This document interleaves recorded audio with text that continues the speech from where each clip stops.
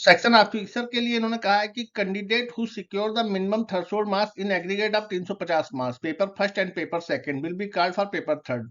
जो डिस्क्रिप्टिव होगा उसके लिए अगर आपने सेक्शन ऑफिसर में भरा है तो आपको 350 मार्क्स में जो इनका क्वालिफाइंग मार्क्स हैं, मतलब मिनिमम थ्रेशोल्ड मतलब मिनिमम कट ऑफ है, उसके अनुसार आपको इसमें लाने हैं।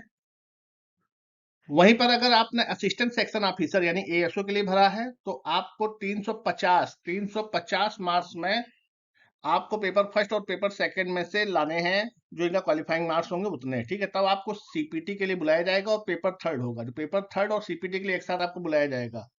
और सीपीटी जो है वो क्वालिफाइंग इन नेचर है, इसलिए मेरिट लिस्ट जो बनेगी फाइनल सिलेक्शन की उसमें सीपीटी के मार्क्स नहीं जुड़ेंगे, लेकिन इसमें आपको पास होना बहुत जरूरी है, ठीक है। तो सीपीटी पे आपको ध्यान देना है।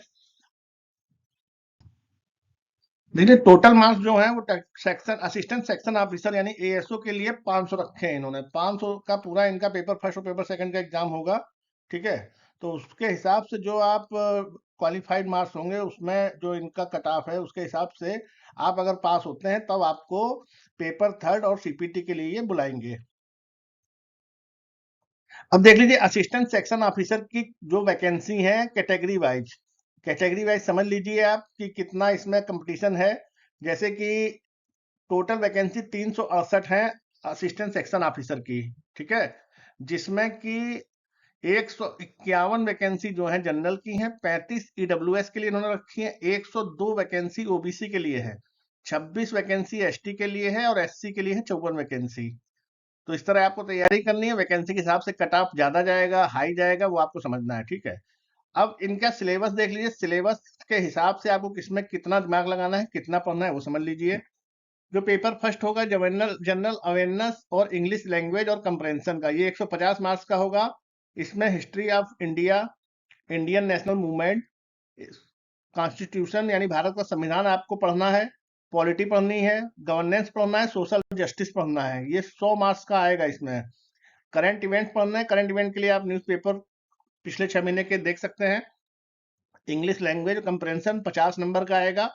तो पेपर फर्स्ट में आप अगर 100 नंबर में history of India, constitution of India, current events of national inter इसकी तैयारी करते हैं और 100 नंबर मैक्सिमम फोड़ देते हैं, अगर आप 70 तक 60 तक, तो इधर अगर आपका इंग्लिश वाला पार्ट कमजोर है, इंग्लिश लैंग्वेज वाला बहुत से बच्चे हैं जिनका इंग्लिश लैंग्वेज कमजोर है, तो वो यहाँ से इसकी घटतोली कर सकते हैं, ठीक है। उसी तरह पेपर सेकंड जो होगा जनरल इंटेलिजेंसी होगा, रीजनिंग होगा, मेंटल एबिलिटी होगा, टोटल 200 मार्क्स का होगा। इसमें देखिए 25-25 मार्क्स सब में पूछे जा रहे हैं। General intelligence, reasoning and mental ability 25 पूछना है।